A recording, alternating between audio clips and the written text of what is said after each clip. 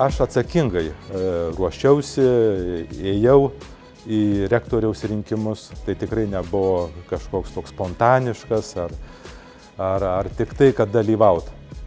Save vertinau gan objektyviai, galvojau, kad aš šansus turiu, kažkokias galimybės, bet tą, ką išgirdau iš tarybos pirmininko ir tas sprendimas, tai man buvo tikrai netikėtumas didžiulis. O jausmo negalima apsakyti. Aš žinau tą svarbą bendrystės.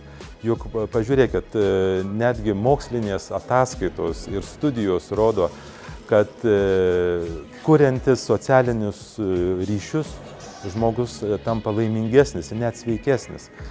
Visuomet kartojau ir kartosiu. Universitete truputį tokios bohemiškos kultūros, nors kažkiek turėtų būti. Tai suteikia polėkio kūrybai ir bendram žmonių pasitikėjimui.